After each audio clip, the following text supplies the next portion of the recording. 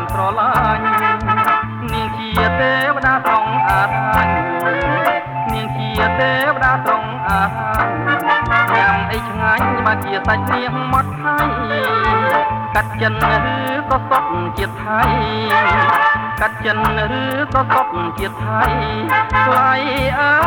យល្អអីម្ល៉េះល្អម្ល៉េះល្អម្ល៉េះល្អម្ល៉េះណែកំចែងតែបាញ់ចូលអស់មិនផងទេណាស្រី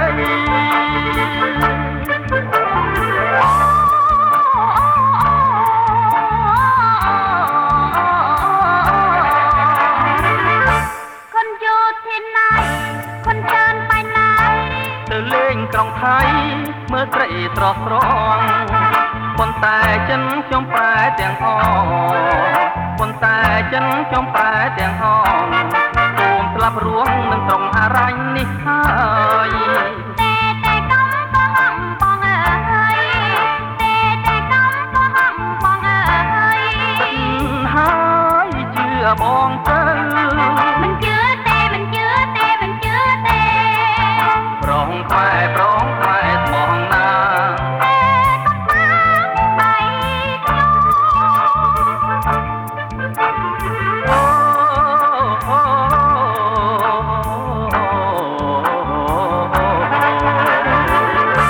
គេថាជាងម៉ៃមានស្រីល្អតែដូចជាផងស្រីល្អគ្មានសងអរញ្ញទៅបានមានស្រីស្រងអរញ្ញទៅបានមានស្រីស្រងគឺបងចោបងពិនជាប្រុសស្មោះមែនមិនជឿតែមហាថ្លងដែរមិនជឿតែមហាថ្លងដែរមកមែនស្បត់ណាស្រីកុំជឿអីគុំប្រណី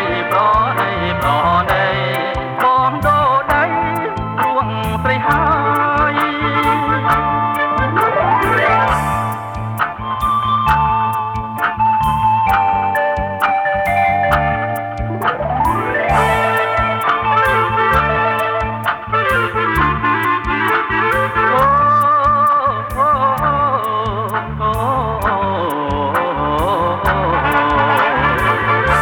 គេថាជាងម៉ៃមានស្រីល្អតែដូចជាផងស្រីល្អគ្មានសងអរញ្ញទៅបានមានស្រីស្រងអរញ្ញទៅបានមានស្រីស្រងគឺបងចោបងពិនជាប្រុសស្មោះមែន